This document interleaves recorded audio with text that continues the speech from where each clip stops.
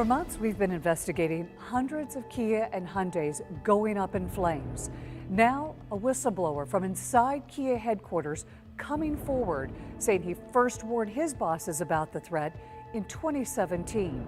He sat down with me for an exclusive interview about accusations the car maker ignored his warnings. Jason Vaughn, former Kia employee, thank you for joining us. Thank you. What did you do for Kia? I was a warranty auditor, and I was also a dealer claims adjuster, and I was a district parts and service manager. What does that mean? Something people are familiar with, maybe in the medical industry, when you go to the doctor and use your insurance, they submit a claim on your behalf to your insurance company, and the insurance company pays the doctor's office for that. There's a process, a billing coding process, and a compliance process that they have to document what was done. You're taking a look at the recall repairs. That's correct. In the process of doing that, that's one of the things that I would look at. Why are you here today? I'm here today because I discovered in the course of performing dealer audits a safety concern that I believe is causing the Kia vehicle fires. When did you first realize there was a problem? It was either August or September of 2017. I was performing a dealer audit, and in the course of performing the audit, I noticed that the vehicles that were equipped with high pressure fuel systems, that there's certain one-time use parts that have to be replaced. And there's publications that state that. And I noticed that there were not parts built, and there were no notes in order to substantiate that process had taken place. So the parts that should have been replaced, you found at this one dealership were not being replaced. Did you think this was a one-off problem? I had a concern that it was a larger problem. What set off alarms for you? When you have seals and high pressure tubes that are supposed to be replaced in conjunction with a certain repair, and it's not replaced, possibility of having a very serious fire hazard is there. What happened when you found the problem at that first dealership? I reported it to my supervisor, who was at the time his title was assurance manager, which basically means audit manager. He's now the national warranty manager. He was promoted since then. And we looked at that audit together, and he agreed with me that it was a serious safety issue, and I charged back every engine claim that had GDI that the repair was not performed properly. Specifically, what did you find that told you that this was a danger to the public? The parts were not being billed, and there's no notes, technician notes, in order to substantiate that these high pressure one-time use parts were replaced. And there were no internal protocols in order to vet these claims to make sure that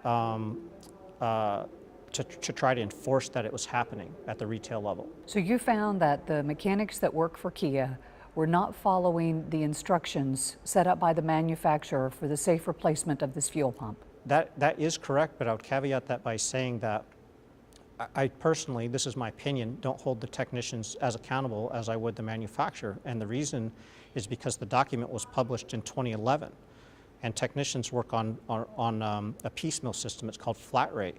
In other words, the more they produce, the more money they make, and they're trying to feed their families. And they don't sit in the archives and read old documents. They read new documents that pertain to the task at hand. In simple terms, for people who don't know about cars, what does that bulletin outline? Anytime that the GDI components require disassembly for any repair, that certain parts have to be replaced. When you discovered that this was happening on more of a widespread level, who did you notify? I brought it up in a warranty operations meeting, and there were 6 other people plus myself in the room. When did that happen? This was the very first warranty operations meeting that I attended, and I estimate that it was in the middle of November of 2017. How did the higher-ups react? The warranty operations manager was not receptive at all. She didn't think that it was something that we should look at, and we moved on. It was clearly something that wasn't a welcome discussion topic. Jason, did you document this? It was a verbal conversation that took place, but there were, like I said, the whole warranty operations team was in the office when I made this statement, when I brought up this concern. And no one in the room supported you on this? One of the other people that was in the room also agreed with me that what I was stating was factual. It was concerning to me that a manager is hearing about an important safety issue from a technical person that's reviewed this and not interested in maybe looking a little bit further. You estimate that 70% of these vehicles that have undergone this type of repair are on the road and are a potential threat.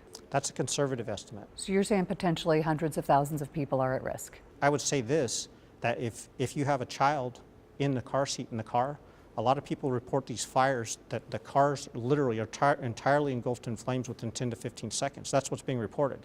It's a high pressure fuel fire. It's like hitting the car with a flamethrower. And in addition to that, there's also been reports of people's door locks not working probably because the harnesses melt and they're electric power door locks, so you can't get out of the car in some cases. Who do you blame for these fires? The bigger concern to me is how to go forward.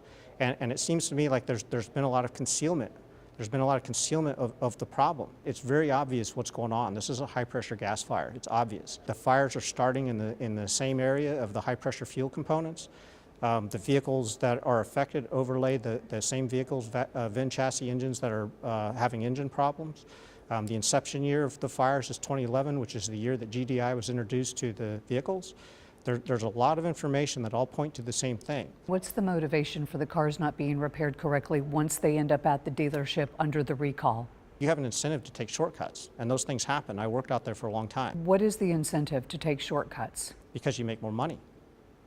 Because the more work you produce, the more money you make.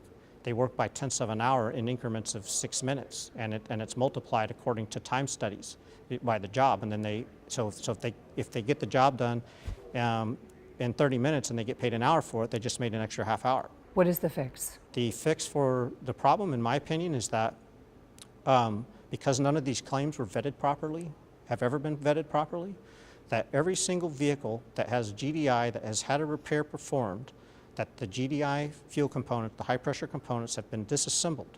Those vehicles need to be recalled, and they need to have the high pressure fuel system components replaced. That's the only way that you can know that these vehicles have been fixed properly. Why not do a recall? I think that it's probably in process. You know, I've communicated with officials at Kia about my concerns with this, and I know that they are working on some recalls. I have concerns about what they're proposing. The things that have been said to me indicate that they may be looking at, one example is to do a chemical test to sniff for leaks at the union of the high pressure pump and the high pressure tube, and then make sure that it's tight and it's been torqued properly. So you don't know how much this potential recall would cost? You could be talking about $400 per car, just roughly, don't hold me that, but. That's not a lot of money. But then if you talk about going back and doing all the cars, since 2011, you're talking about quite a bit of money. Hundreds of thousands? Here's another financial consideration. I'm not an attorney, but it makes sense to me that if, as a manufacturer, if you know that the vehicles that you've known about the problem, you haven't reported it to NHTSA like you're supposed to, you've handed the customer the keys for a fire hazard that is unprecedented in the history of the automotive industry.